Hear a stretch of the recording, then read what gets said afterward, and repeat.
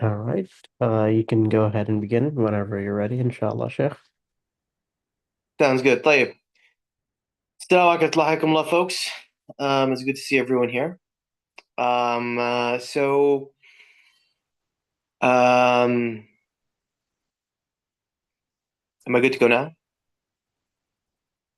Okay. So, essentially, the idea of what we have here today is we just wanted to talk, have supervised fun, if you will, um, uh, on the Hadith method and its sources, and I think the rational justifications for why we are confident in Hadith, and why we're enthusiastic about it. And so there's a few notes that I've written. This is not a formal lecture. It's not. It's a. It's an exercise in thinking. I think that's what it is. So essentially, here, what we have is Imam Muslim, who is the author of the Sahih. He dies in the Hijri year of 261. Imam Muslim receives a question and concern from a student of his, um, uh, about Hadith method, right? And the person is concerned because in their area there are people, and remember, this is not now, this is not 1,000 years ago, this is more than that. This is in the year in the 200s, right?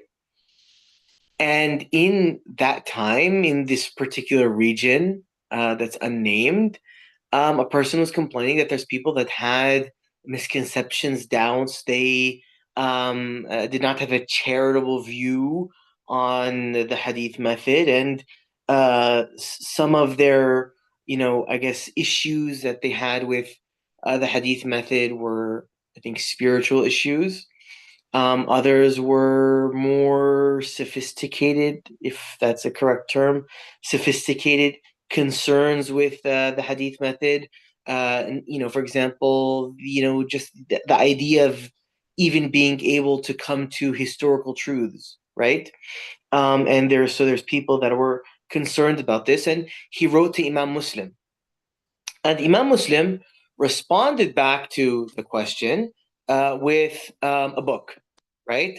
And it's this book. It's over here. It's Kitab at-Tamyiz, and it is originally a much larger book than this, right? It's not that big, but this is what remains of Imam Muslim's book at-Tamyiz.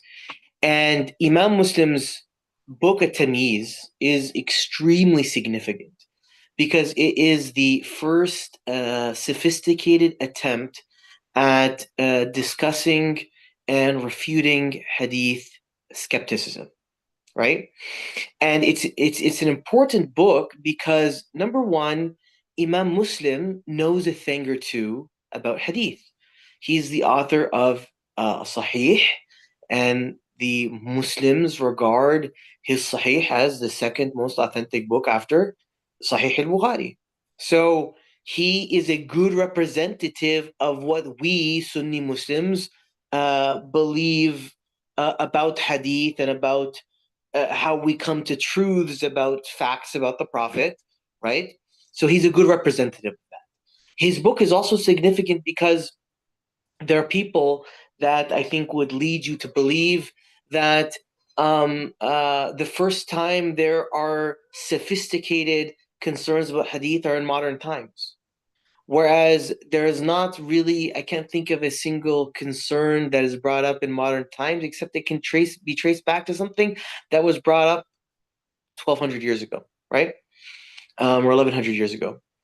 There's nothing new. And I think it's important for people to realize that.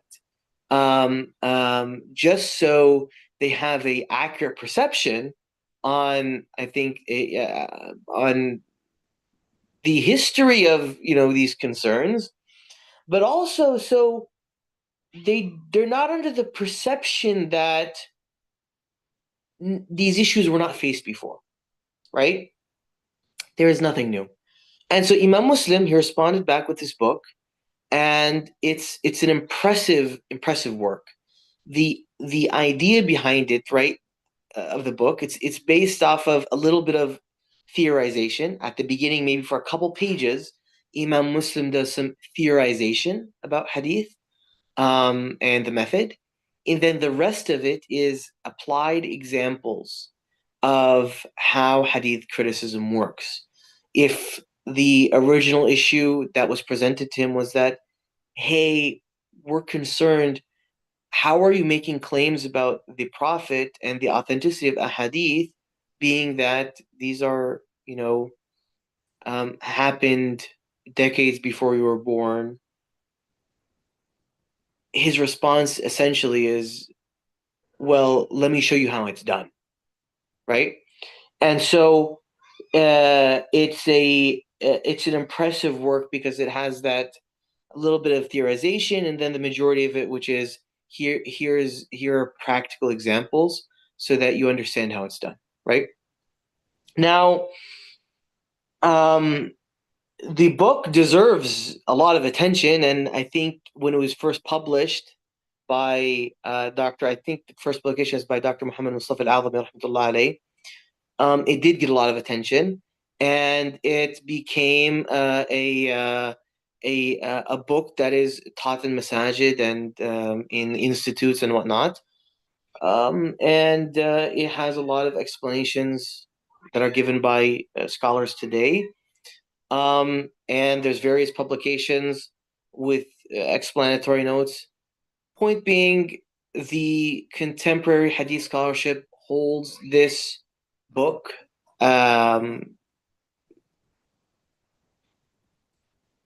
It holds this book at you could say this is the gold standard of what hadith criticism is, more or less. This is the gold standard of what hadith criticism should look like. And it's not only modern hadith scholarship, but I mean, Al Khatib al Baghdadi, one of the first books he recommends in the topic in ilal and hadith criticism and mastering it is, in fact, a tamiz by Imam Muslim. Um, uh, and I think as we go through this, thought exercise, if you will, we'll be able to see the importance. So the way I've arranged this, and feel free to jump in, anyone. If anyone has a question, feel free to jump in at any time.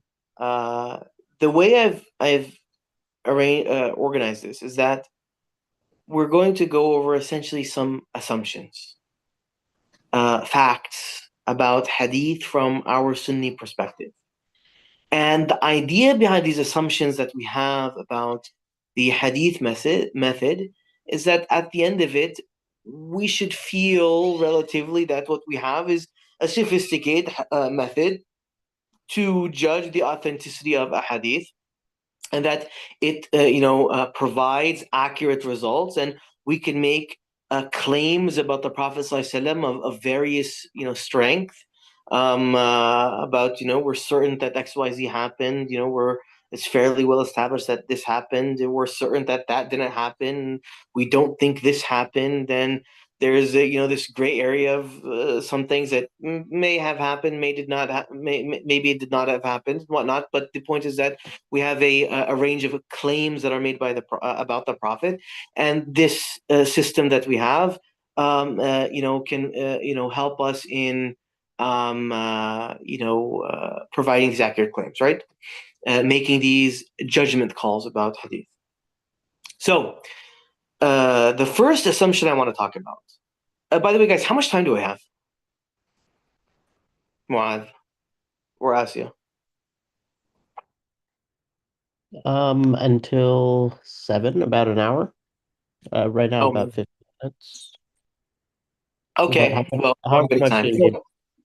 We'll start immediately. So essentially, look, guys, the first assumption we have, and I think this is a very important first assumption because upon this assumption, we're going to build a lot of things. The first assumption that we have coming at, the first assumption we have as hadithists, those that are enthusiastic about hadith and have a confidence in this method, is that by its very nature, hadith is the shared memory of the Prophet. It's a shared memory amongst Muslims, regardless of their theological inclinations. If you think of Ahl al-Hadith, right, as being people that are a largely uniform, theologically uniform, collective, which they are largely, despite their strong opinions that they have on theology, as can be understood by their theological texts, they did. They still believed that the hadith is a shared memory of the Prophet, and that even if you disagree with us vehemently on theology, you're still entitled um, to have your account of the Prophet accepted, provided it's accurate. And for this reason, you have Yahya ibn Ma'in. He says things like "Shi'iyun thiqah, qadariyun thiqah." It's possible for a Shi'i transmitter to be reliable. It's possible for a Qadari transmitter to be reliable. These are both heresies, and yet Yahya ibn Ma'in says that, and Yahya ibn Ma'in vehemently disagrees with the Qadariyya and the Shia, and yet he still thinks that this doesn't prevent their hadith from being regarded as authentic. Yahya ibn Ma'in, he says, لو ارتد عبد الرزاق ما تركت حديثه. If Abdul Razak apostatized, I would not abandon his hadith. Right? We see various examples where there is a Shi'i transmitter being transmitted from, where he says, رافضي خبيث ثقة في الحديث. He's a filthy Rafidi, though reliable in hadith. Right? We have examples where Al-Hasan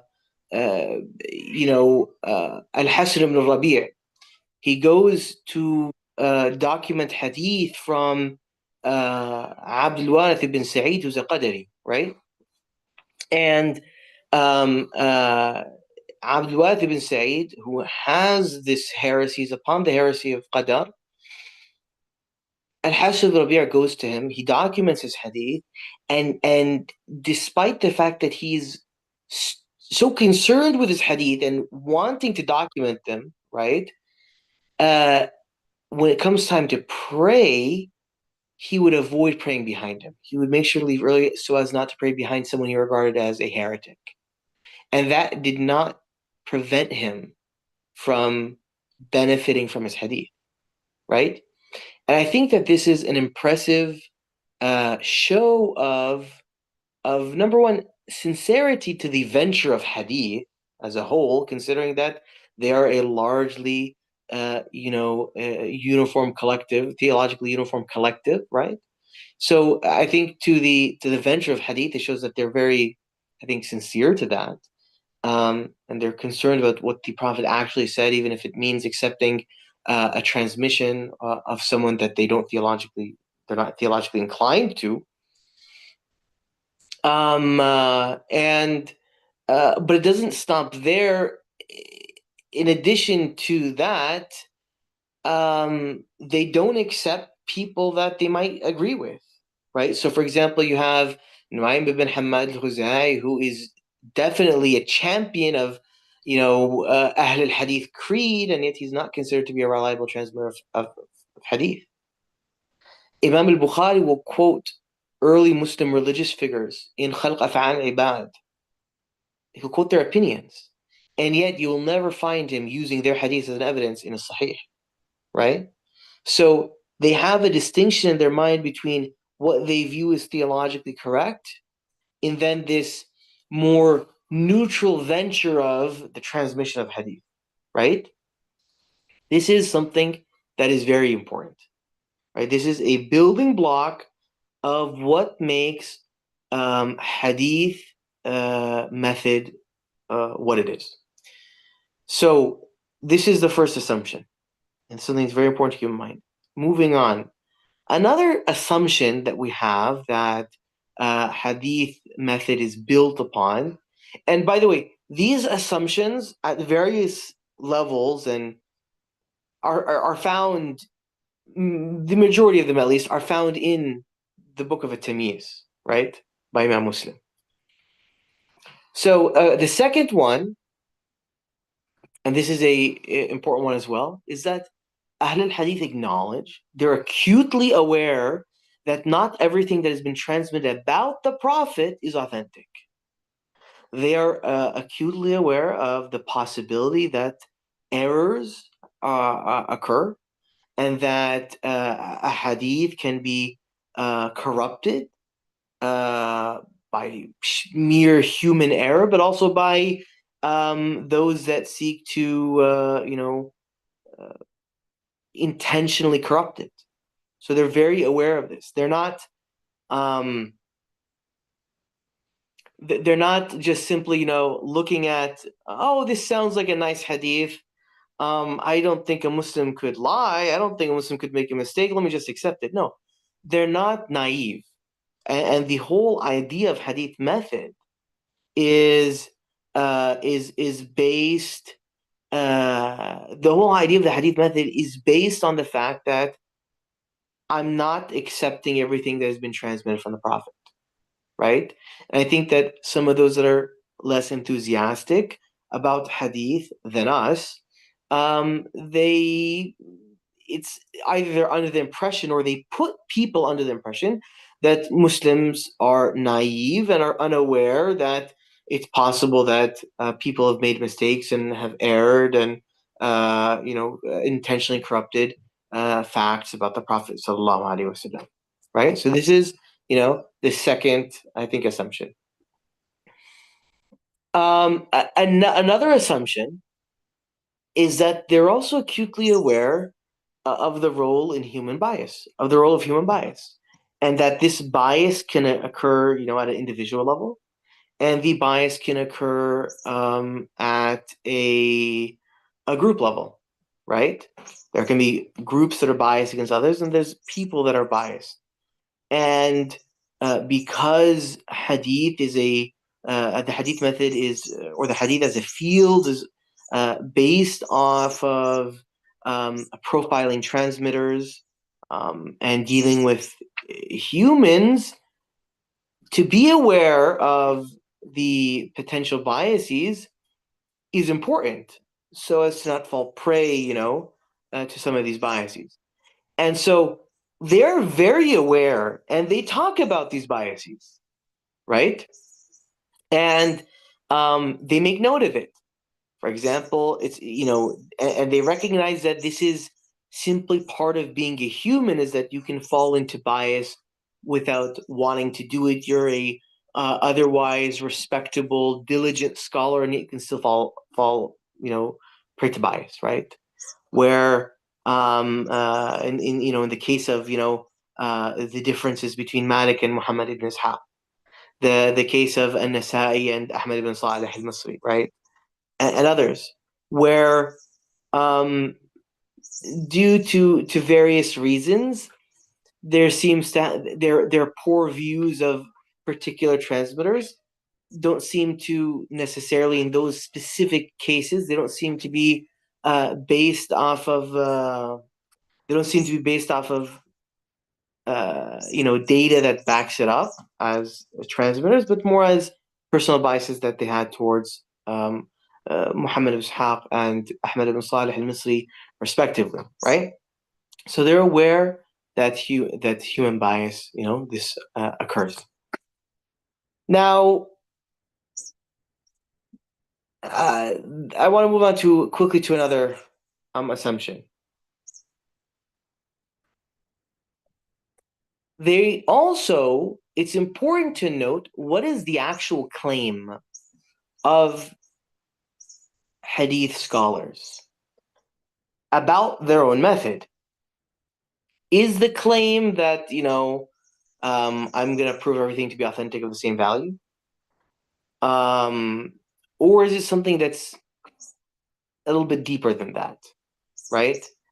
And so what we find is that the Hadith scholars, their claim is that yes, there are a uh, a pool of Hadith that are rigorously authenticated, and we know for certain that XYZ happened, and we know it's fairly well established that the Prophet said such and such. But also they accept that there's gray areas, and there's areas of acceptable difference that occur about the hadith. So the actual claim isn't that yes, I'm gonna apply this mathematical method, 1 plus 1 equals 2, and I'm gonna get all the same strength of results. No, the claim is that we have a method, you apply it, and then the results come at various strengths, right? And this is important to understand the actual claim of scholars of hadith. Okay? Now, before moving on, why are we're mentioning these assumptions? Because these assumptions are the basis of the theory of ilm al-hadith, right? This is the basis of it. And by the end of these assumptions that we'll go through, or bullet points that we'll go through, we should realize that we're dealing with a sophisticated method, right? That there is a method to the madness, right? That there was thought that has been put into this method, okay? So we discussed number one, that hadith being the shared memory of the Prophet, and that there's no barriers to entry, even if there's, particular varying theological affiliations. The second one we discussed was that not the Al Hadith acknowledged that not everything transmitted from and about the Prophet is authentic. They're aware that errors happen. They're aware that there's malicious people. They're aware of the bias. That's number three. They're aware of the bias that can occur. Number four is what we just discussed about how the results, the actual claim about the strength of results of ilm al-hadith, right, is that they're varying, strengths. Not everything is the same level of authenticity, and not everything can be the same level of authenticity based off of the various facts and data we have about a given hadith. Moving on, we have the fifth, and this is the fifth assumption, and this is something that Imam Muslim focused on in his Tamyiz a lot, which is that even a reliable transmitter, it's possible that they make a mistake. A reliable transmitter can err, right? And it's not simply, right? If you think back to the second assumption, we're saying, yeah, not everything from or about the Prophet is that's been quoted from or about the Prophet is authentic. People can make mistakes.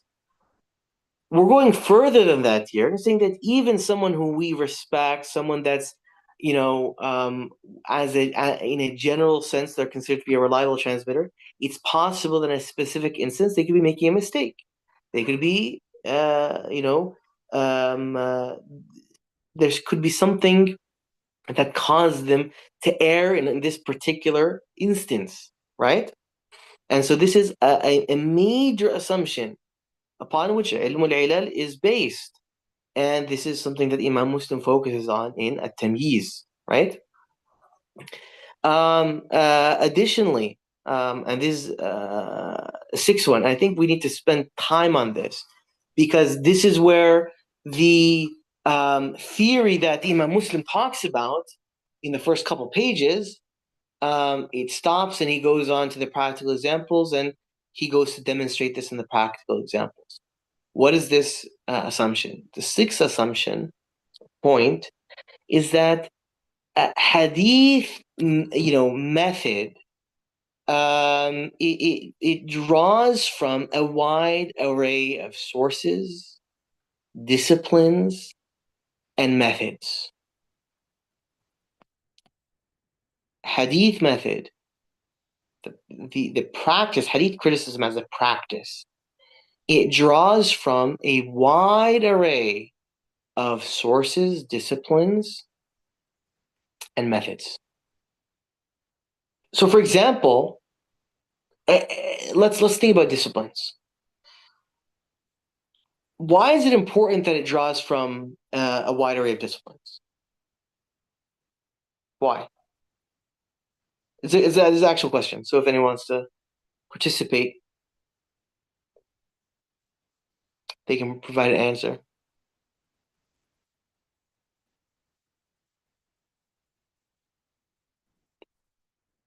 Unless everyone's shy, of course.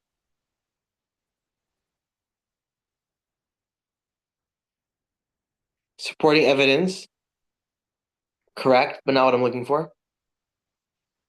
Yes, accuracy, but why?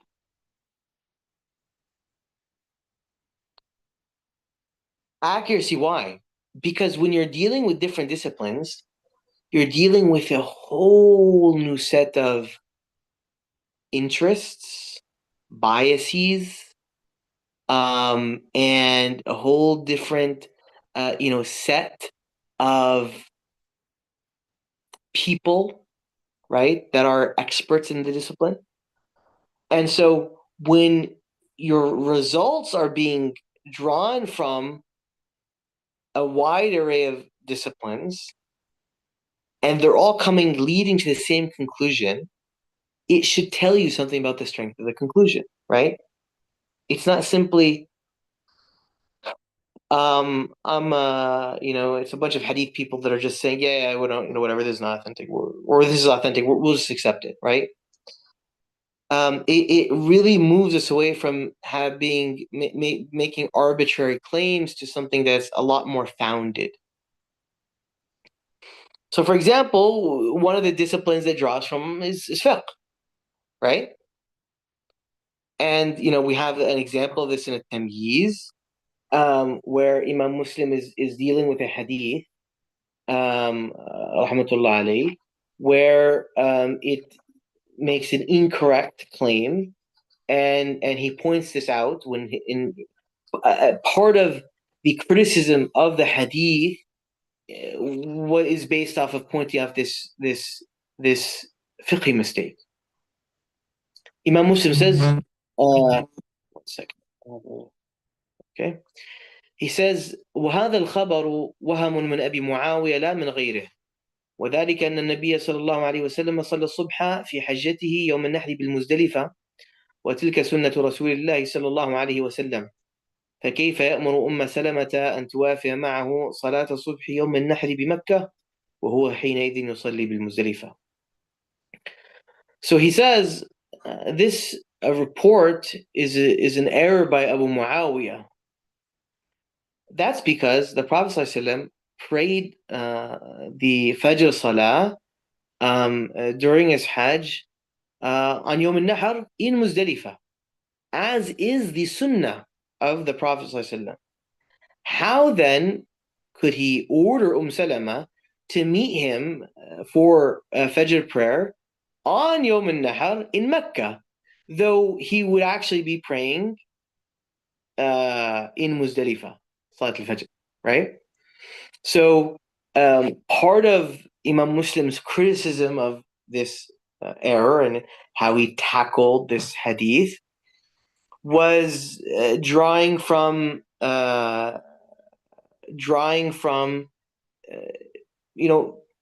generally accepted fiqhi opinions and fiqhi knowledge, right?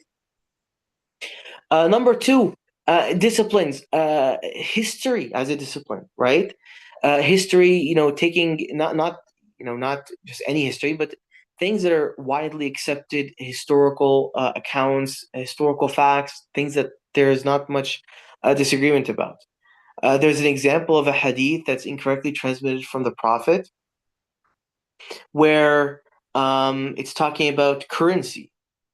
And Sulaiman ibn Harb criticized it immediately by saying that, well, during the Prophet's time, they did not, have their own specific currency. So how could the Prophet ﷺ be mentioning something about Muslim currency when it didn't exist at the time, right?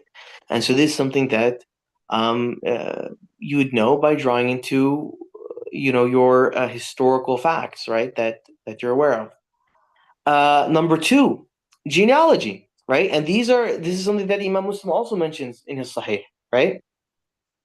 Not in his Sahih, in Tamiz, right? He gives the examples of, um, uh, for example, over here, um, and this is a good example because it demonstrates, number one, an assumption that we talked about. What's the assumption? That a reliable transmitter can make a mistake, but also it shows him drawing on other disciplines besides simply drawing on hadith, but he's drawing on genealogy, right? He says, وكما حدث مالك بن أنس عن الزهري فقال عن عباد وهو من ولد المغيرة بن شعبة وإنما هو عباد بن زياد بن أبي سفيان معروف النسب عند أهل النسب وليس من المغيرة بسبيل.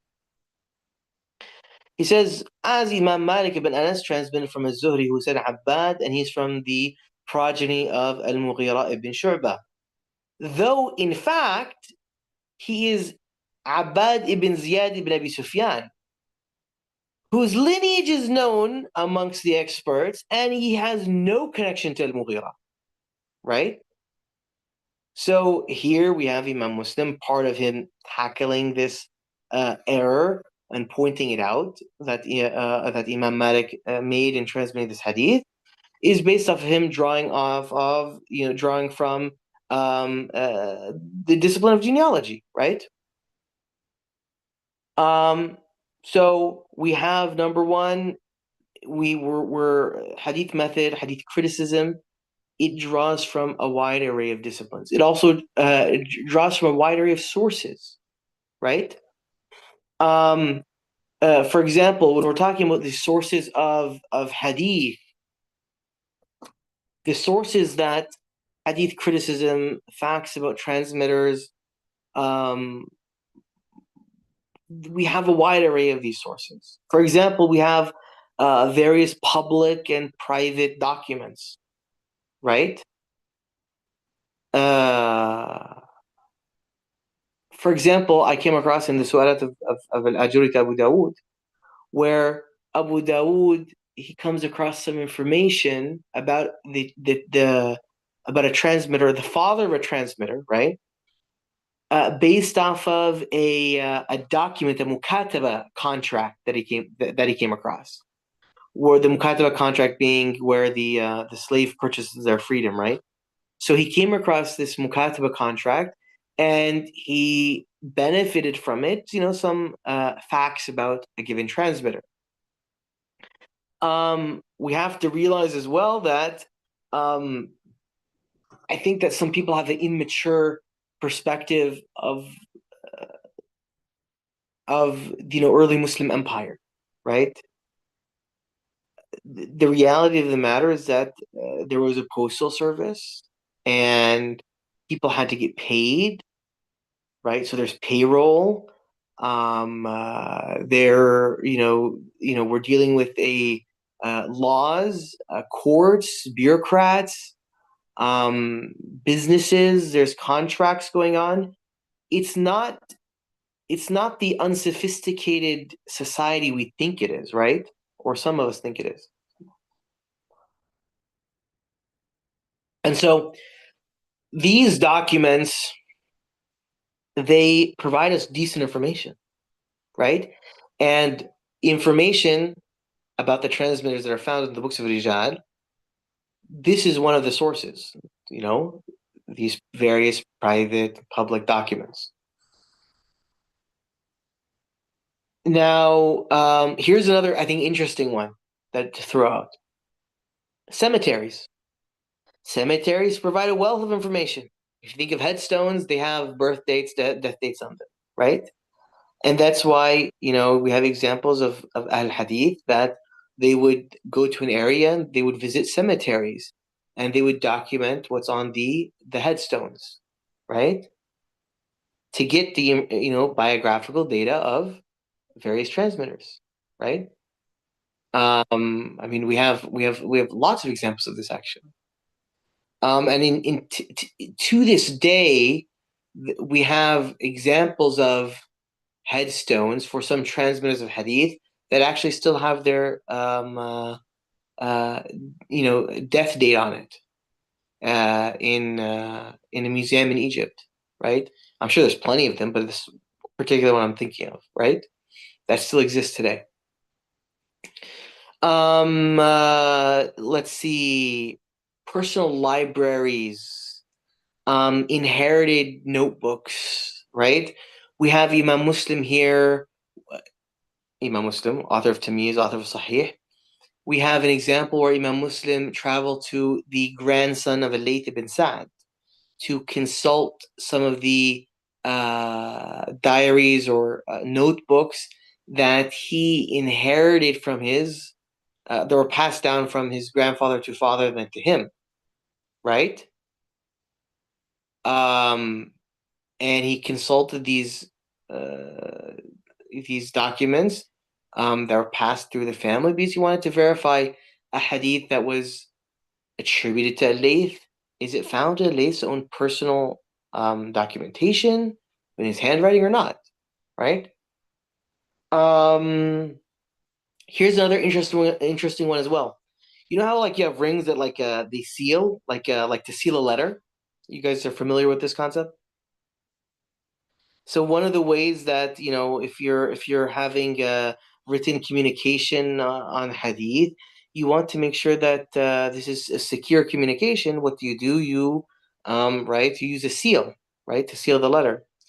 Now, what's cool is that this is a way that I mean, the way this can work is that we can take an actual example.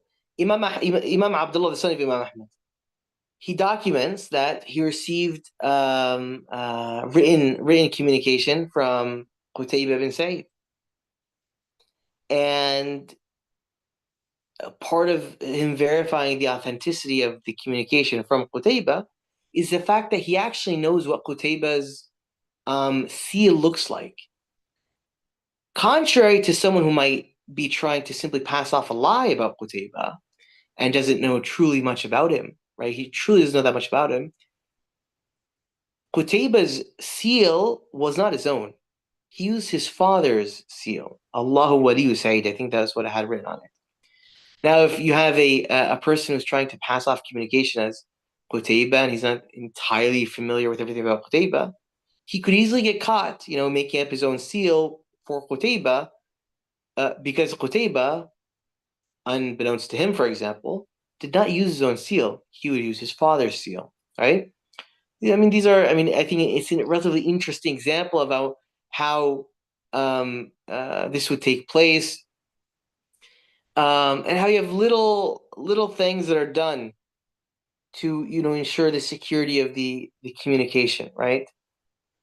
Um, I mean, in general, you have, I mean, when it comes to, it comes to this, I mean, there some of these sources, or you could say even methods, right? Or they develop their own conventions so as to not fall into mistakes, right? One of the problems of written communication is, for example, let's say you have dots. A dot can easily be smudged. Maybe you don't even put a dot. How do you know? And then how do you know? Is it this name or that name, Nasr or another, right? And so one of the conventions that were developed by the scholars of Hadith is that if it's Nadr with a Dad as opposed to Nasr with a Sad, they would put alif lam before it, right? So you will never find an Nasr, right? It will always be simply Nasr without alif lam. But for nadr, you'll never simply find nadr. It'll always be an nadr, right? And there's a convention they developed to make sure that people were not making mistakes between the two names, right? In written communication. I mentioned this briefly. We're dealing with people that they can be government bureaucrats, they can be businessmen, making usage of, and there's documented examples of this, of them making usage of the postal system around the Khilafah, right? A Khilafah has to have, the Muslim Empire had to have ways to communicate, correct? And have fast communication. And there's examples of Ahl Hadith using that. Some early Ahl Hadith figures were actually early postmasters, right? So this also is, something that they, a source that they use to their advantage in the, accurate transmission of Hadith. We mentioned, right? We have disciplines. We have sources, right? Various sources, various disciplines that we're drawing upon. We also have methods, right?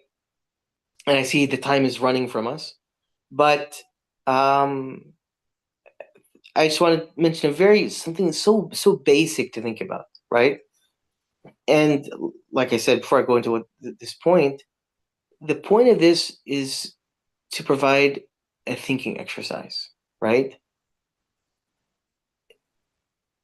We're not. I mean, the point of this isn't to just give interesting facts, but this is a thought exercise and something that perhaps will encourage people to further develop thought and interest on these topics, right?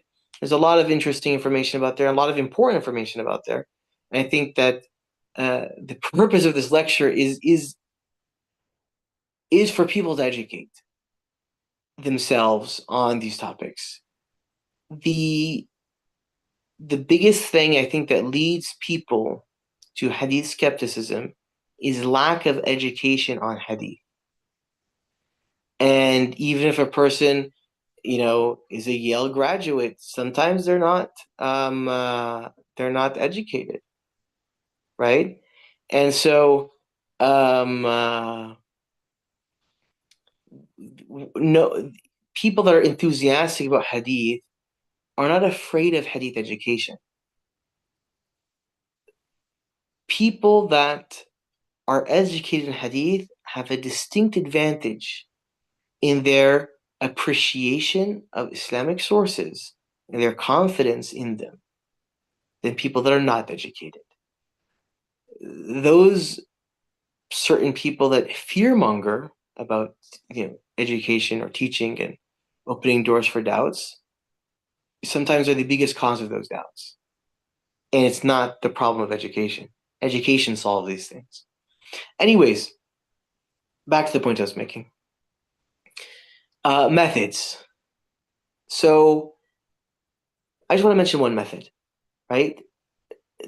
There's people study the field of hadith for years to fully appreciate and then apply the various methods of hadith criticism.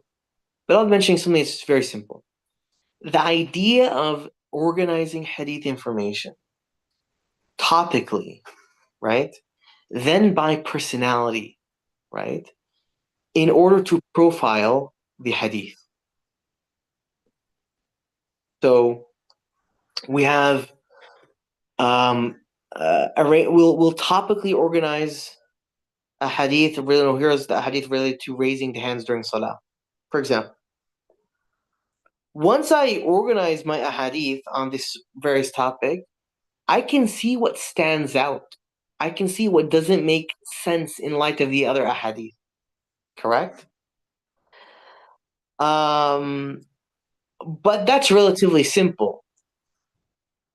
I will then organize my hadith based off of personality. I'll profile a transmitter, Abu Huraira. I'll profile a transmitter, Malik bin Anas, whoever I want to profile. And I will create their hadith cool. the pool of hadith that are ascribed to this given personality. Then I will study the hadith, not simply in light of other ahadith, but also in light of the views of this transmitter. And we have a good example here, where Abu Huraira is he's claimed to have transmitted a hadith about wiping over the khufuf. As we know, we can wipe over the khuf, correct? This is not a matter of difference of opinion. There's loads of authentic hadith about it. So we're not simply doing content criticism to say, is the meaning correct? We're looking deeper than this. Does it make sense that Abu Huraira himself would have transmitted this or not? Right? So, for example, the example given by Imam Muslim over here is on this topic. Imam Muslim,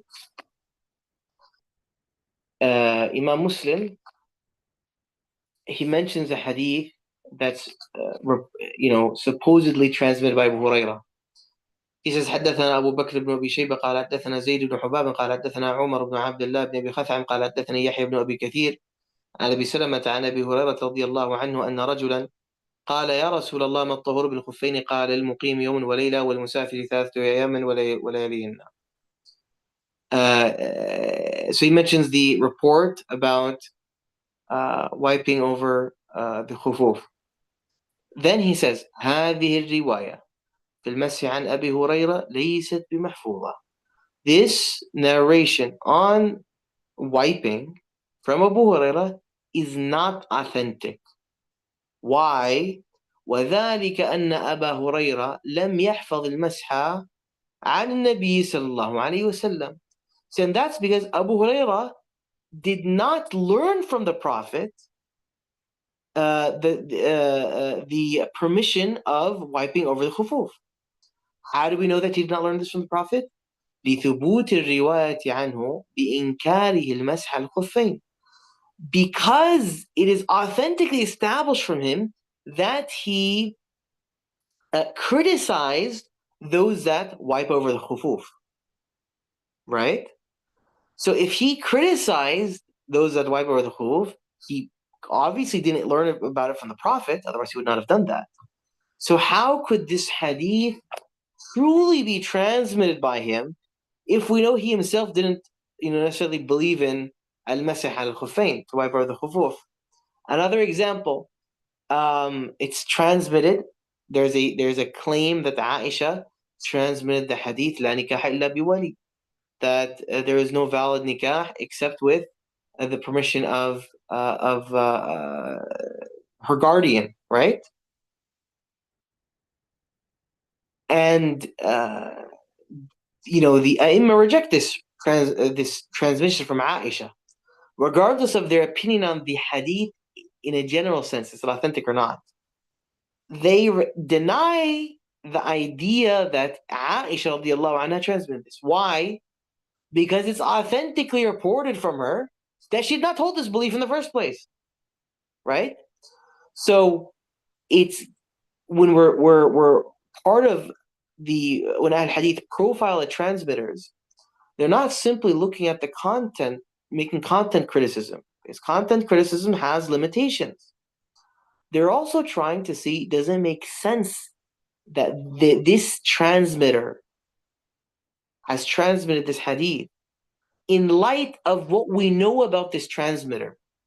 Does it sound like something he would transmit?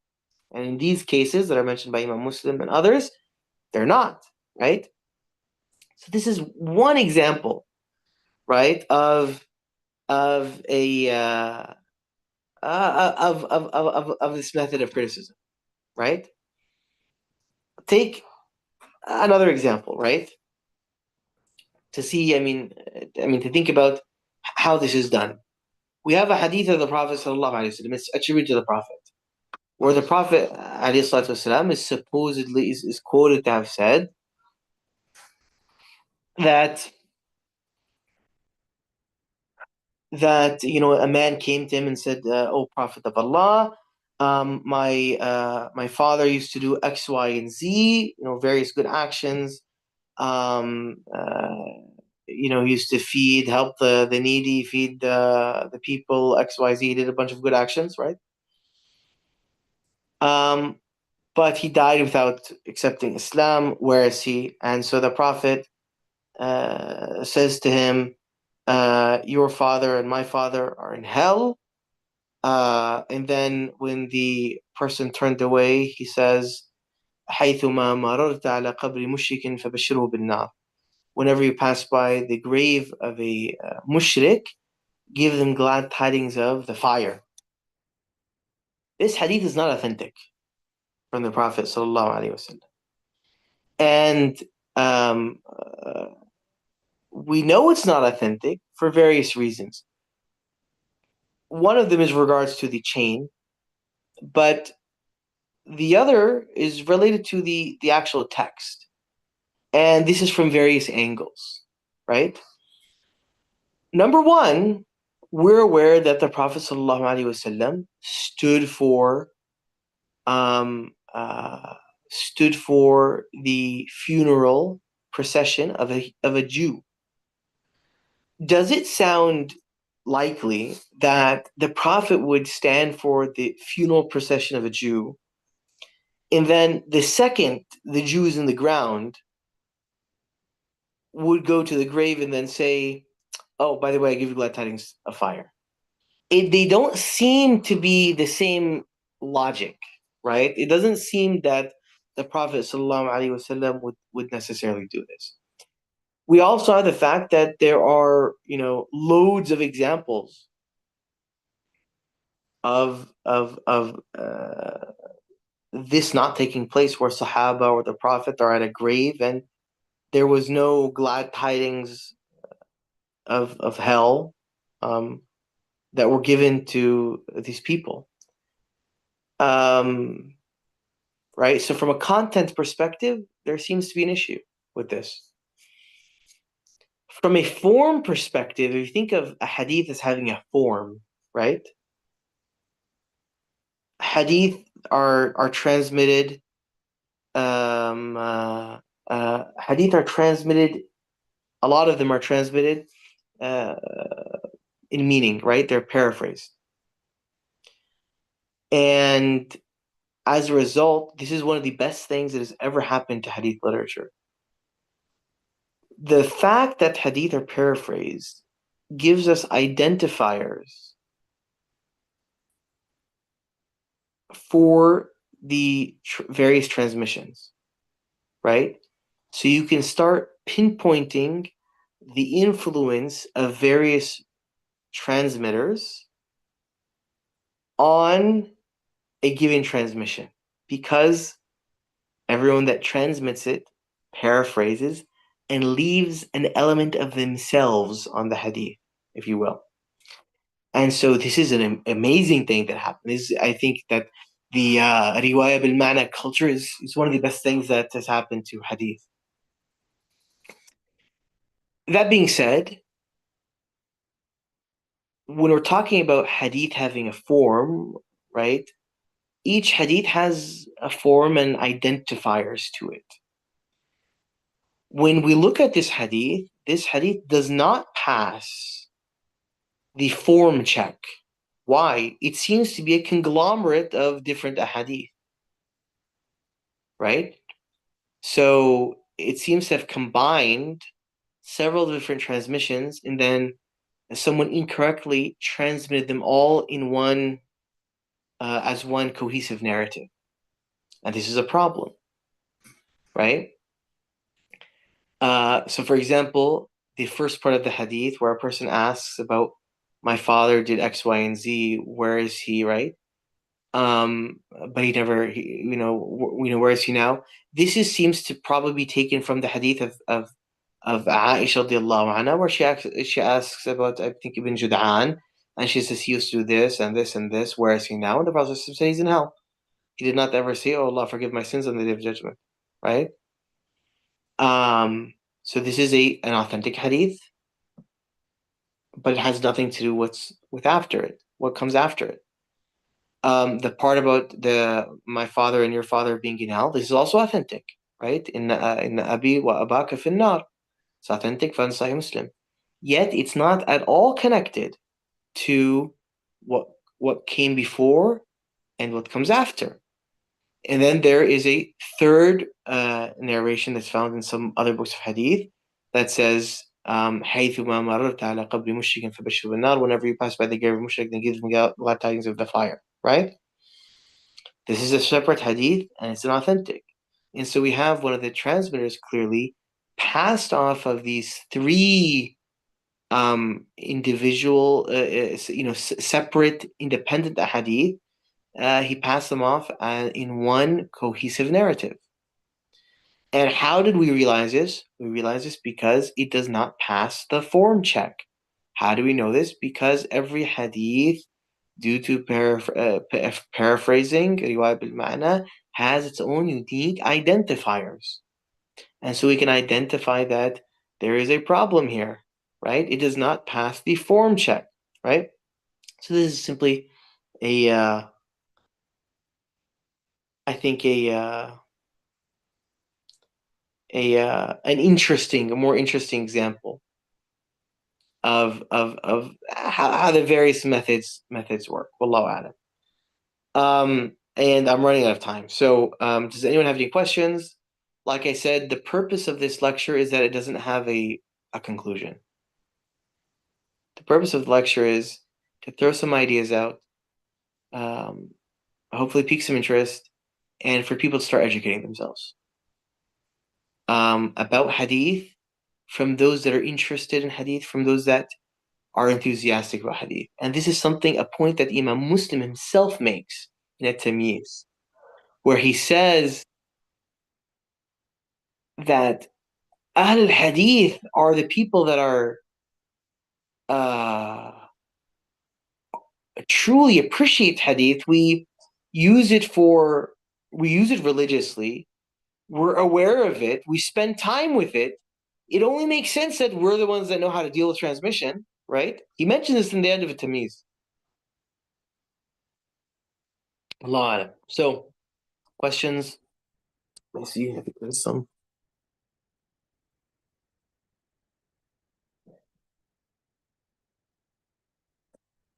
Hmm.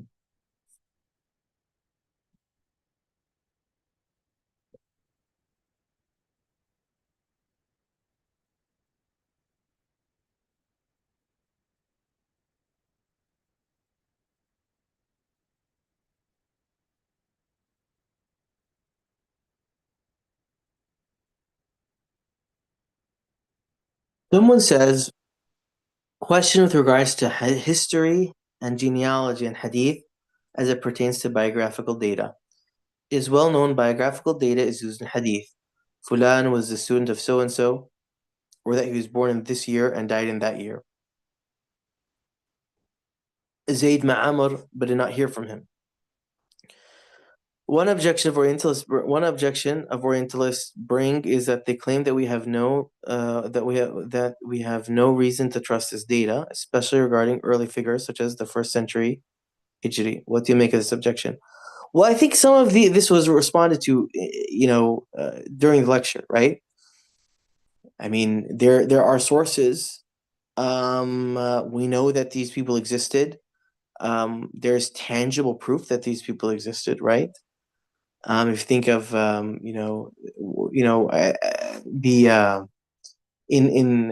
the Arabian Peninsula and other places, there are these inscriptions on rocks and whatnot, and there's plenty of inscriptions from hadith transmitters, right? We mentioned how cemeteries were a source of information. These are tangible pieces of evidence on birth dates and death dates. And we mentioned that some of this until now exists, right? We have literally in museums, there's examples of this, right? And I mean, we have to also be respect our own minds a little bit. People, people pass off of people pass off information about themselves. People have families. You have to remember that, especially during the early time, hadith transmission was a Hijazi venture, right? And a lot of it was based, there's tribal affiliations. These people are very proud of their lineage and very concerned about it as well. Is it logical to think that they did not pass off this information? I mean, we know they did, right? And some of the earliest books that reach us in Islam are related to tribes and genealogy and things like this.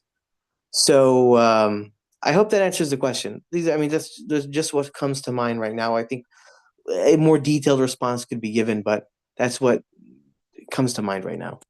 Let me know if that satisfies it to an extent.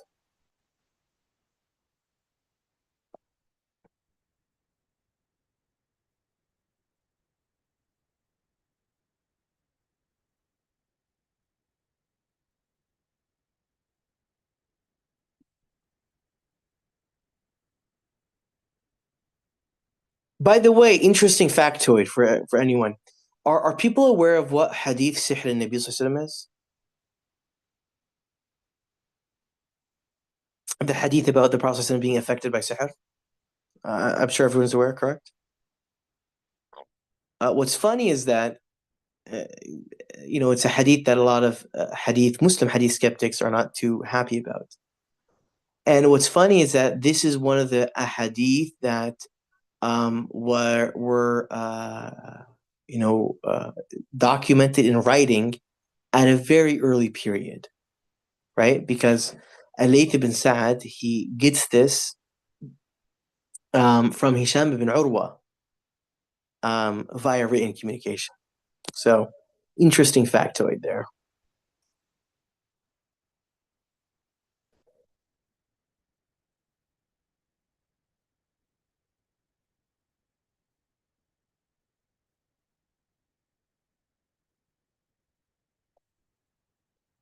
Any more questions, or should we call it a day, folks? Yes, I asked some questions just in case. Go ahead.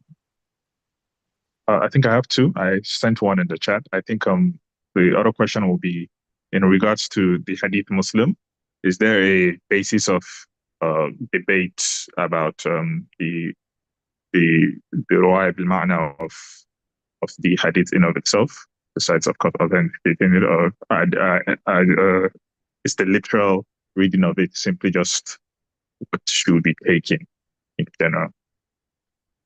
Are you talking about the hadith Inna Abi wa Bak finnar? Yes. Yeah, well, that wasn't the point of the lecture, but yes, it's authentic, and there's not a doubt about its authenticity. And it's I don't believe any of the early scholars ever had a problem with understanding it at face value, or doubting its authenticity. Wallahu alam.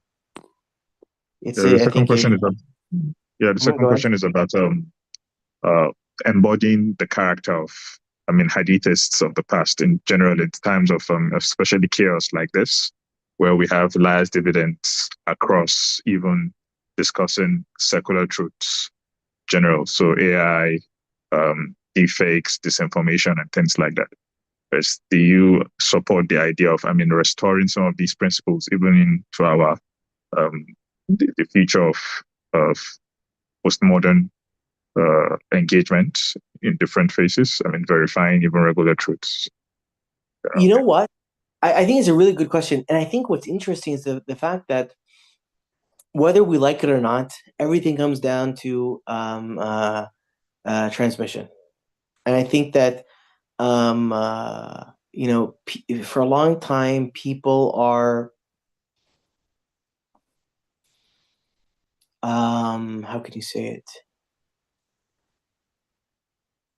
People like to have something in front of them, right? Some sort of material evidence in front of them, and they belittle the value of transmission. And I think that these types of problems, right? You said deep fakes, for example, go to highlight the problems of material evidence that are right in front of you, right? And I think it demonstrates the value of honest and truthful transmission. So I think it was a good point you brought up. Um,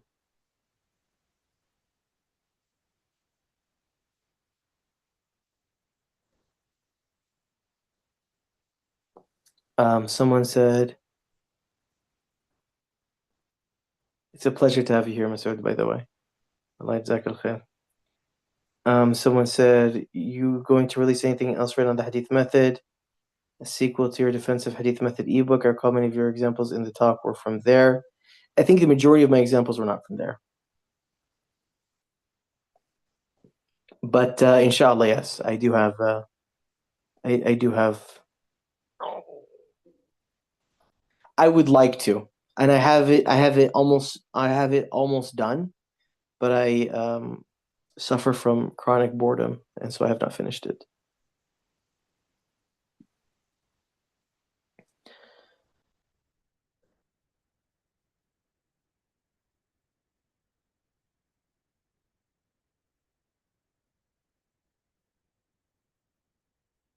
What is Hadith method content criticism? Its boundaries, limits, principles. What is derived from?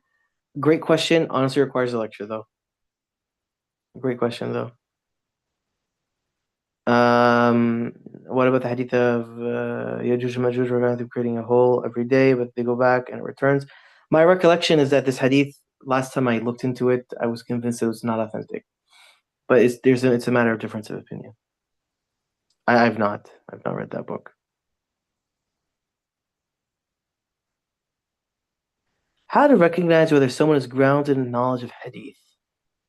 I think a good start is, if you want to learn about hadith, make sure the person that you're learning from is actually enthusiastic about it and doesn't regard it as I quote, a dry topic, and doesn't, and I quote, if I had to do it all over again, I would not teach that course.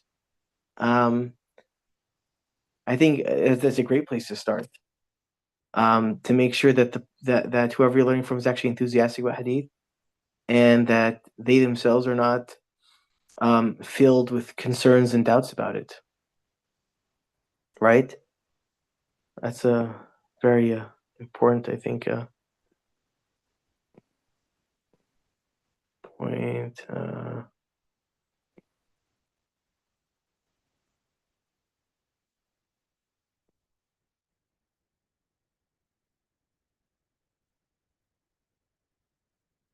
Sorry, I'm having a problem reading this.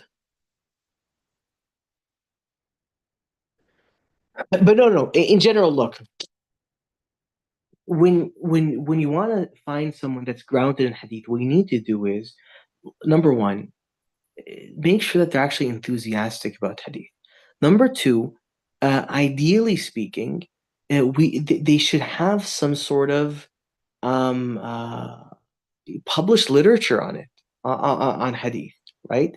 Not simply a bachelor's on hadith that they never used, but they should actually have, published literature on hadith, or at least, for example, have some tangible efforts in hadith that can be seen, right? And these efforts should not be simply in one topic of hadith. They should be, hadith is a discipline that, I mean, it's a big field and there's many aspects of it. And someone that's grounded in it should have efforts in multiple aspects of this field. And I think I think that people that are well grounded in the field, they're recognized for that, regardless of personal disagreements or theological disagreements that may occur between people, right? And so you can see, I mean, people that have writings on various aspects, on rijal, on takhrij, on mustalah, they have classes that they teach. These are all good signs that a person knows what they're talking about, right? Allahu